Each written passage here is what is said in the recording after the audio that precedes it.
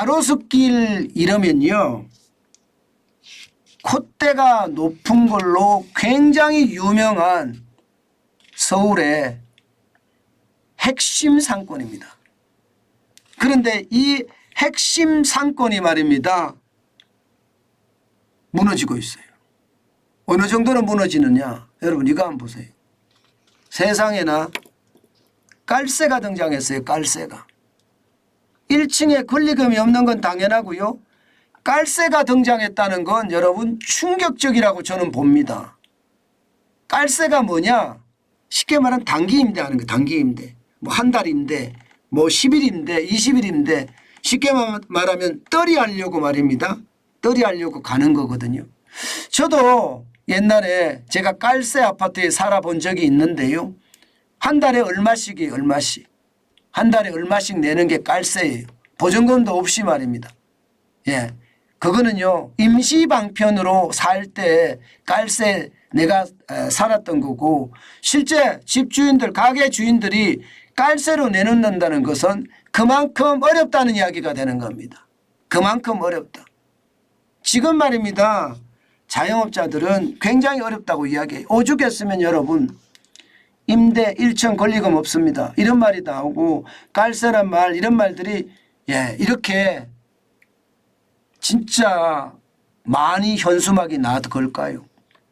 서울에서 가장 핫플레이스라고 이야기하는데 이렇게까지 간다는 것은 저는 굉장히 충격적이라고 생각합니다. 여기가 이렇게까지 간 데는요, 기본적으로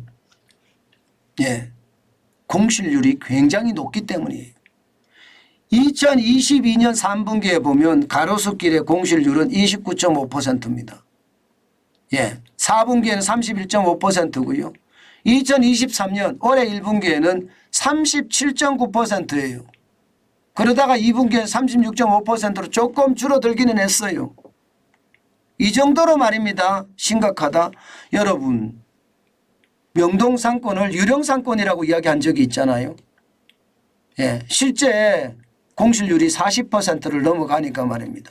그런데 지금 가로수길이 그 모양이에요. 가로수길이. 왜 그럴까요?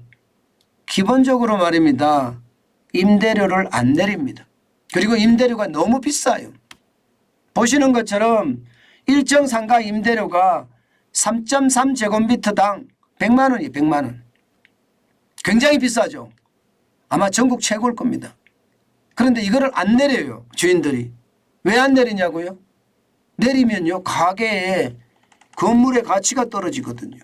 건물의 가치가.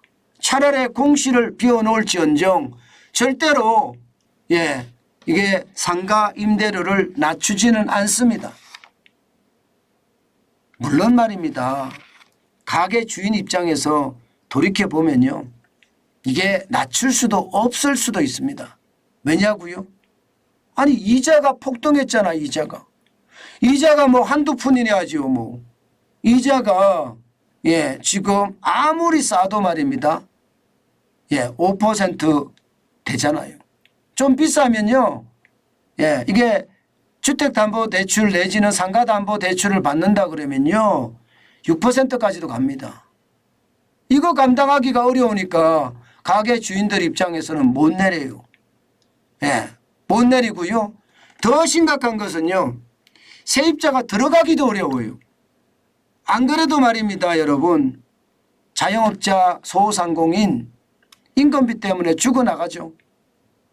지금 인건비를 감당할 수가 없다는 거예요. 게다가 재료비는 지금 또 얼마나 폭등하고 있습니까? 장사해도 남는 게 없다는 뜻이에요. 장사해도 남는 게 없다.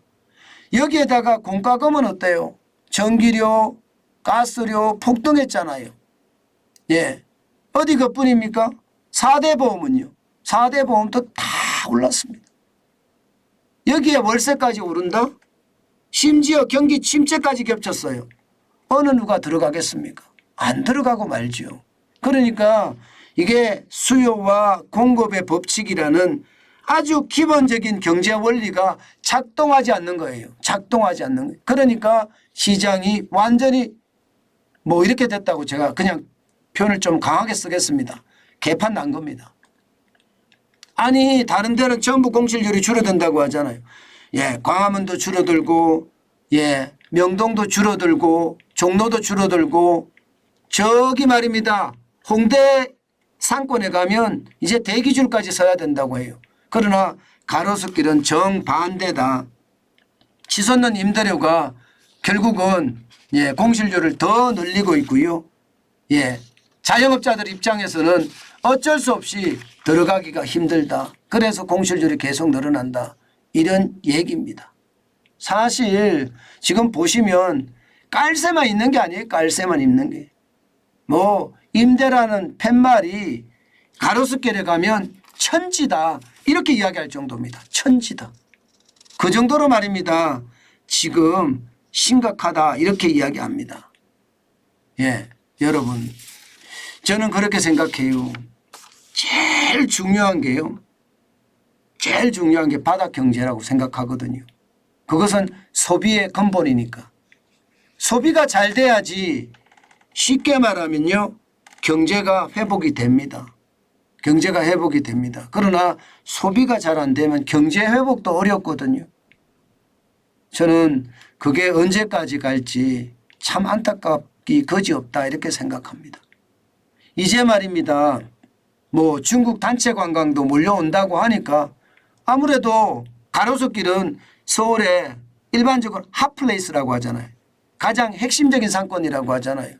예, 여기에 따라서 좀 들어올 법도 한데요. 예, 앞으로 어떻게 될지 지켜봐야 되겠지만 그렇지만 자영업자들 입장에서는요. 돈이 돼야지 들어가는데 돈이 되기가 어렵다. 그렇기 때문에 안 들어갈 수도 있다. 예, 그렇게 생각합니다. 지금 시장에서는 그렇게 예상합니다. 중국인 단체 관광이 오기 시작해서 적어도 말입니다. 올해 한 해만 지금 54만 명, 55만 명 정도 들어왔는데 상반기에 하반기에 한 100만 명 정도만 더 들어온다면 아마 우리 경제가 좀 더 소비가 나아지지 않겠느냐 하는 그런 전망도 하기도 합니다. 그렇지만 골목 상권은 여전히 어려워질 거예요. 대표 상권은 좀 나아질지 모르지만 골목 상권은요. 일단 부채가 많아서 쓸 돈이 없고요. 또 물가가 너무 비싸서 쓰기도 부담스럽습니다. 그래서 지금 어려워진다. 예, 저는 그렇게 생각합니다. 그만큼 말입니다.